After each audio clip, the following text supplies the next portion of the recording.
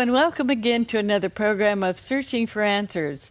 My name is Carolyn Thompson, and on my right is... Richard Rice, School of Religion, Loma Linda University. And John Jones, the School of Religion at La Sierra University. John Brunt, the Azure Hills Church. Roy Branson, School of Religion, Loma Linda University. Now, Roy, I'm going to ask you to carry on here. We're in the book of John, chapter 11, and we've just learned that Mary and Martha and some worshipers and neighbors are weeping. Jesus wept because Jesus finds that they're very upset because Lazarus has really died. Right. Okay, would you go ahead? Yes, what struck me is that Martha and Mary are often contrasted because Martha is the one who wants to put people at ease, serve them. Mary is wanting to find out what the conversation is about, May I how to put that learn. in general terms? Martha was the one that was out in the kitchen. She was cooking the food. She needed help. And she said, Lord, talk to my sister. She's not helping me. Right. Right? Right. But what's striking, I think, in having that in our heads is that in this chapter, both Martha and Mary say the same thing. Lord, if you had been here, my brother would not have died. So it's just interesting that different kinds of sisters say the same thing. Right. And they're probably a little annoyed that Jesus hasn't shown up. Yeah, Or behind that question is... disappointed. Why didn't you? Both. Well, if you'd have been here, he wouldn't have died. Well, I think it's powerful. It's like, where were you? At our time of greatest need, you weren't here.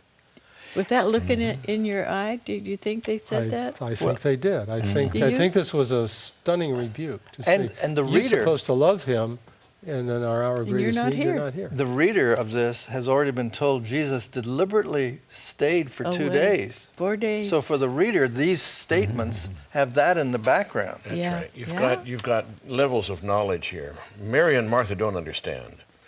The reader has already been given a hint about this, but they don't get it. In the cry of Martha and Mary, we hear the voice of the early church, conducting funeral after funeral, and the time goes on. Where is Jesus? See? And so the question comes up now, does he love us or doesn't he? The question of love in presence versus love in absence that we noted in verse 5 is still kind of simmering beneath the surface here. And if you go that route, then when it says Jesus wept, he was not only weeping for Lazarus, he was weeping for the people who were still dying in the early church. Yes, Is that right? God shares our grief that time. And even, I think, for the whole world. I think it's a picture of Jesus just open to all the suffering of our troubled world. I think In our that's time. right. In our time, I think that's right. One of the things that is being affirmed here is not only the power of the resurrection, from what you were saying, but what is also being affirmed is the tragedy of death. Right. And for this writer, for the Christian church, when people die, even though we believe in the resurrection, this is truly bad. It's heartbreaking. And one of the things that affirms, doesn't it, is the value of real human life. Yeah. And the body. And when it dies, that's bad. Yes. It isn't just some little epiphenomenon. Or that you float free of what chained you in this world, an agnostic idea. Right. Fact is, when we look back at the popular thought in the Greek world of the Mediterranean in this time, there was a tendency to soften death and to paper it over a little bit, and smooth it out. Tombstone inscriptions go like, farewell, sweet Lucretia, may your slumber be ever sweet, that kind of thing. Jesus and this story doesn't do that. No. He can use the metaphor of death, but it's not because it's beautiful, but because it's reversible. Right. When Christians took that metaphor, they were plugging it into a different set of of meaning than the popular Gentile world. But on the note that both of you are, or the notes that both of you are making, there's a sense in which the Greeks did not value life. I mean, in a sense. That's right. When you could died, you relativize were it. just as well off as when you were alive. Well, and so here, death is a tragedy for the point that you made, that life is a gift that's meant to be enjoyed. Well, when Plato describes Socrates' death, Casual. It's a very casual thing. Socrates says, please pay my debt, That rooster he's I gone. borrowed. Right. Yeah. No big deal. It's a totally different view That's right. of death than we see here, or Jesus' own death, Yeah. where he mourns his own death. It's not offhand at all. No. And of course, Paul talks about that in 1 Corinthians 15 by calling death An enemy. enemy. Right. The last enemy. The last enemy to be destroyed is death. What we have then here is these two sisters, which in our previous conversation you noted correctly that we often contrast, drawing from Luke as well. Here they greet Jesus with the same words, but look at the difference. Martha meets Jesus out on the edge of the village, quiet, lonely. They have a conversation. It's a fairly grown-up conversation, isn't it? Now, when Mary comes along, here's this band of mourners. I mean, it says in the Greek, they came from Jerusalem that they might wail alongside. It's really what the Greek means, paramoutheomai, to open their mouths with wide open mouths, wail along with the sisters. And so we see a band, wailing and throwing dust in the air and their hair all out and tearing their clothing. Maybe they're professional mourners. They did hire them. That did happen, clanging on the gongs. And here's Mary, riven, ravaged with this, and in the midst of this whole dust-up, throws herself at his feet. Same words, but a different scene altogether. Here we see the Christian response. Jesus, we're told in verse 33 and 34, 3 times his emotions are mentioned. He was deeply moved. It means he shuddered, yeah? He was troubled. He sighed within himself. And at Dokrusen, Rick, you were looking at that verse 35 before. It means he teared up. He wept. There is grief. But it is not the wild, uncontrolled grief of this scene when Mary throws her feet distraught at Jesus.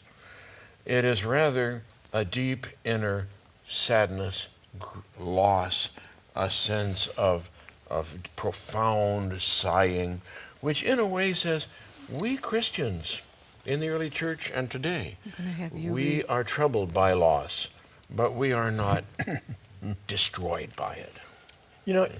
That's very beautiful what you just done. I appreciate it. Now I'm going to talk about a footnote, really. And that's that several times, beginning with verse 31, there are these references, it's also verse 38, references to Jews that were in the house. Now, what is that all about when you see in the rest of the gospel, whenever you mention Jews, that's not a good thing. They are really described as people who are enemies of Jesus. And yet here, the Jews are coming to worship with Mary and Martha. Is this a suggestion that even in this gospel, there's some softness about the Jews here and there? Or well, not all. Some of the Jews believed in him, but also they could hire mourners. I think sorrow is a great leveler. In other words, no matter what your theological convictions, when you see a great loss, it touches. Actually, I like that. the fact that this gospel writer is willing to include Jews in those who are mourning. Yeah. Right. And I hope that suggests that the Christians, sometimes accepted the Jews. What the Jews are doing in mourning and what the Christians are doing in mourning, again, look at verse 38, deeply troubled within himself. A very different kind of mourning, to be sure. The Jews misunderstand. They misinterpret what's going on here. In football, we call this a misdirect, right? They think they're going to the tomb. But you're right, Roy, in this. Verse 45, there's a doubleness. Many of the Jews believed, verse 46, some told on him. Well, and on verse 36, so the Jews said, see how he loved him when Jesus wept. That's positive. And others say, but he was absent. So there's that split, isn't there? So some Jews we can live with, some Jews forget it. I think, okay, John Brunt, I'm going to have you read on. Excuse me, Rick. Go ahead. Finish. I think it bears repeating the point that I heard John making, and that is that the hope in the resurrection, confidence in the resurrection, does not somehow negate the sorrow of death. Death is an enormous enemy. It's the hugest enemy we face. That's right. And the power of the resurrection gives us hope because it's greater than the enemy, not because it negates the enemy. And I take a passage like this to be an affirmation that we are entitled to all the pain that death brings to us. The sorrow is not something that we should deny or shrug or somehow gloss over when we face it in other people's experience. I think it's wonderful that Jesus entered into their sorrow here and affirmed what they were going through. Okay. Right. John Brunt, would you read on? Okay, I think we are ready to pick up with verse 38. This is John 11. Jesus was deeply disturbed again when he came to the tomb. It was a cave, and a stone covered the entrance. Jesus said, "Remove the stone." Martha, the sister of the dead man, said, "Lord, the smell will be awful. He's been dead 4 days." Jesus replied, "Didn't I tell you that if you believe, you will see God's glory?" So they removed the stone. Jesus looked up and said, "Father, thank you for hearing me. I know you always hear me. I say this for the benefit of the crowd standing here, so that they will believe that you sent me." Having said this, Jesus shouted with a loud voice, "Lazarus, come out!" The dead man came out, his feet bound and his hands tied, and his face covered with a cloth. Jesus said to them, "Untie him and let him go." Therefore many of the Jews who came with Mary and saw what Jesus did believed in him. But some of them went to the Pharisees and told them what Jesus had done. This is real drama here. Very much so. If you just put yourself in that group of people there, and he said, "Come and let's go where he's buried." Oh no, because it's smelling, it's been 4 days. But they do go, and he says, "Take the stone away." And they're saying, "What's he doing?" Can't you hear him whispering in the background? Sure. What is he doing? You know what they're going to find. And then he talks to God about what he's about to do. And he said, "Not because you know what I'm going to do, but I want these people to understand our relationship with each other." And then he says with a loud voice, "Can you see, here's a man that," they wrapped him up in cloth, and here he comes out, and I can just see the people with their mouths hanging open. They can't believe it. So anyway, to me, it's very dramatic. To all of us, John is a master storyteller. He builds this up with these various conversations and encounters, and then quickly at the last part of the story, it's just quick action, and it's over. Just like that. And there's almost this, as it fades away, you've got Jesus saying something that's almost mundane in comparison, and that is that unbind him and let him go. A little like the story of raising Jairus' daughter. There's this amazing phenomenon, and he says, "Give her something to eat." Yeah. It's kind of a nice way to sort of wrap up a tremendously dramatic moment with a sort of a common touch, shall we say. But it takes the action back into normal life. That's right. That's right. It returns to ordinary circumstance. Shakespeare does that after the great tragedies. There's always some boring person who picks up the pieces to put the society back together again. Yeah, back. Now, the interesting thing is here, was Lazarus really dead? The reader might ask. I'm not asking he had an odor. Did he?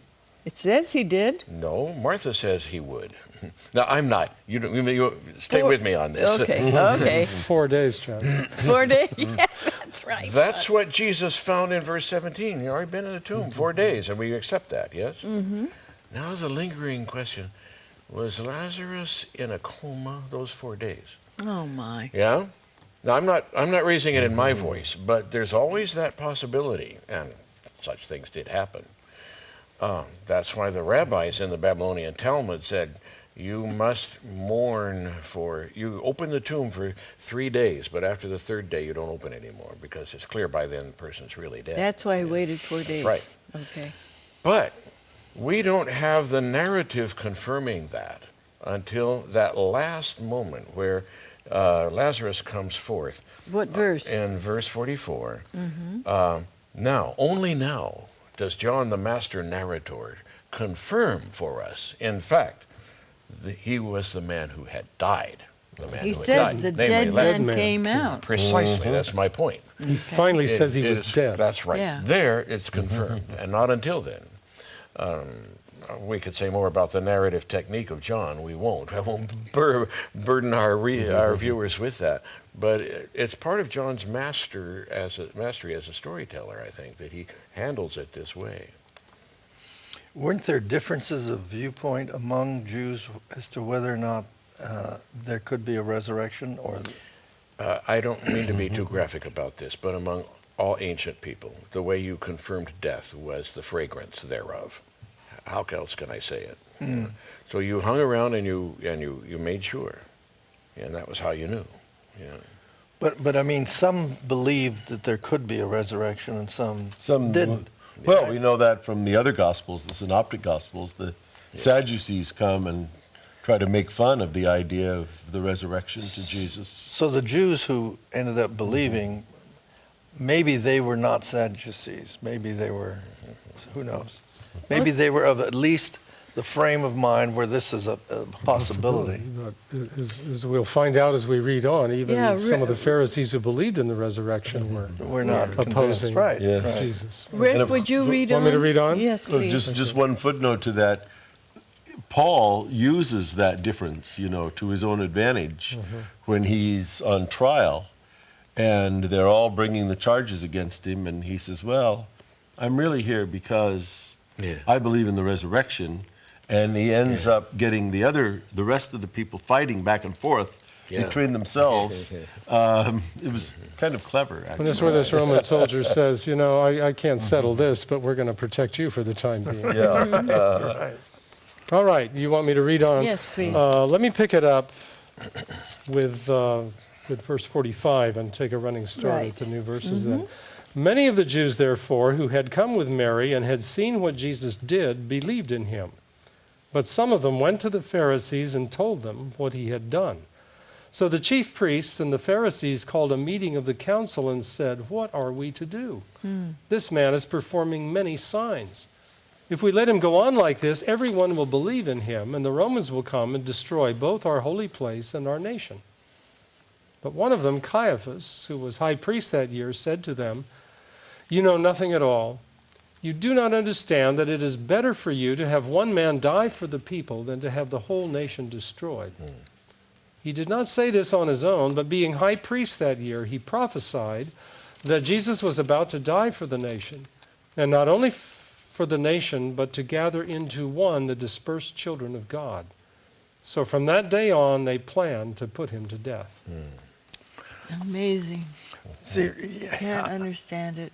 I'm just carrying on my previous little point, and that is verse 48. If we let him go on like this, everyone will believe in him, and before long, we're going to be in trouble with the Romans. Exactly. That's right. That's the logic. So that's why they have to do something, they feel like. Yeah. It isn't just because Jesus is winning a theological argument with them. And of course, I think from our perspective here, you have a tragic case of self-interest and preserving the status quo, trumping an incident of amazing significance. How can people be so blind to what's happening before their very eyes out of just a sense of self-preservation? And let me just underscore this point a little bit by saying, Can't get a word in into us. the synoptic story, there is the triumphal entry into Jerusalem, and Jesus is deliberately, Jesus is portrayed as deliberately drawing attention to himself, and that forces this conflict over who's going to be powerful. I wonder if the attending of the feasts in the Gospel of John doesn't have that same function. It is to go where the people are, where the leaders of the Jews are, and carry on well, it's a lot of things, but one of the things it's doing is challenging their authority over the people. Yeah. Okay, I want to ask Rick, verse 49, then one of them named Caiaphas, who was high priest that year, spoke up. Now, can you explain to our viewers why for that year he was high priest? Not as well as John or John, unless they pick them on an annual basis, that's and it was what I kind of a wondered. rotating responsibility. Not so it that we wasn't- know of. No, this We don't. doesn't work I with thought anything. that's what it was. No, this doesn't work with anything that we know. High priest was not an annual appointment. Now you can. He says that year. You could say at that time, or does it That's say what it for says. that year? Yes. I should defer to John on this, but just quickly, some commentators say, well, it means in that fateful year. That is to say, that particular year. that very year. That very year it happened at Caiaphas. That's all we can do with it. John? No, I'd agree completely. We don't have any evidence of an annual high priest. I thought it so- was rotated. No. No. In the synagogue? They're not going to budge. Serve in the synagogue. They're not going to budge. No. And I've read about it. What I think is even is interesting is the fact that the thought here is that even this character who is now, contriving to get rid of Jesus is able to say things that have prophetic significance. Now I'd like to Yes. hear what our New Testament scholars do with that. Well, that is a standard device of John's. Yes, absolutely. All right. In other words, that puts words in the mouths of other people Who who don't are in understand. significant positions. They don't understand what they're saying. That's right. Okay. Even Jesus' critics Can't- testify Yeah. to who he is. Despite themselves. Despite themselves. Here's- They don't realize that they're doing it, Yeah. but they do it. Here's the master of ceremony at the wedding, right? You save the best for last, meaning Christianity is better than Judaism, that whole kind of thing. What does that do with your Methodist influence theology? That it's predestination. Well, it doesn't help it. No, but I think it's very interesting that people. The story is building momentum, and people are being swept up into it, even against their preferences. I believe you can't, and I think in some ways that illustrates we can't always choose the roles that we're called on to play. We may face responsibilities, we may face opportunities, we may face dilemmas far beyond our own choosing, and we have to, what would we might say, step up to the plate. You could come out in the Gospels with quite a theology of Jesus' opponents. Just read through and look what Jesus' opponents say about him, and you find out that he dies on behalf of the nation. As said That- here. Yeah, he saved others, but he couldn't save himself. Yeah. Truly so this- he gives this man himself was to a- save others. The so- opponents are the stones that cry out. Yeah, Oh, I like that. That's- Isn't that that's nice? good. Okay. That's the good. centurion, truly this man was guiltless Son of God. Okay, John Jones, would you go back to verse 49 Yeah. Okay. in chapter 11 in the book of Luke and read on to the next page, ending with the word his life, okay? Then one of them named... My pagination's different from yours, but Okay. at any rate, this is the New American Standard, which reads a little differently. But we were picking up with 48, was that right? Here's Caiaphas then. If we let him go on, well, the people in the council, they take counsel. If we let him go on like this, all men will believe in him, and the Romans will come and take away both our place and our nation. That meaning our position in society as Yes. rulers and the whole nation. But one of them, Caiaphas, high priest that year, said to them, you don't know or don't understand anything at all. And you don't take into account that it's expedient for you, better for you, that one man die for the people and that the whole nation perish. But he didn't say this on his own initiative, but being high priest that year, he prophesied that Jesus was going to die for the nation. The gift of prophecy apparently comes with the high priesthood. Isn't that interesting? That's what I Despite wanted himself, you to... yeah. Yes, Isn't that interesting? that's And what then- I wanted to point out, but keep Yes. going. Well, just rounding off the sentence Okay. in verse 52. And not for the nation only, but in order that he might gather together into one the children of God who are scattered abroad. In other words, there are believers probably thought of, first of all, in connection with the Jewish diaspora, scattered around the Mediterranean world. And so from that day on, they planned together to kill him. Now the plot really gels, doesn't it? It really congeals. Yeah. One of the interesting things about these miracle stories is that we have people repeatedly coming to Jesus, I'll say this quickly in the last moment here, with their plans. The officer, come to my house or so. The man at the pool of Bethsaida, I have a plan. You elbow people out of the way. People have plans for Jesus. They want to use him for their purposes. The first miracle and the last one are presented to him by women who do not propose a plan, but they see Jesus as someone who will take women and their concerns seriously. His mother can say, they've run out of wine. She doesn't tell him what to do about it. No. The sisters, he whom you love is ill. That's enough. Let him know. We'll trust him to deal with it. Now, the question whether that trust was vindicated doesn't play out until the end of the story, but here we see women taking Jesus as one who will pay attention to their needs and concerns without them giving him orders as other people in the other miracle stories want to do. And also, he gave them recognition. Yes. More than they did in those days. I've been impressed by that too. So this has been a wonderful chapter. John is a wonderful writer. And now this is Carolyn Thompson asking you to study on and join us again for Searching for Answers.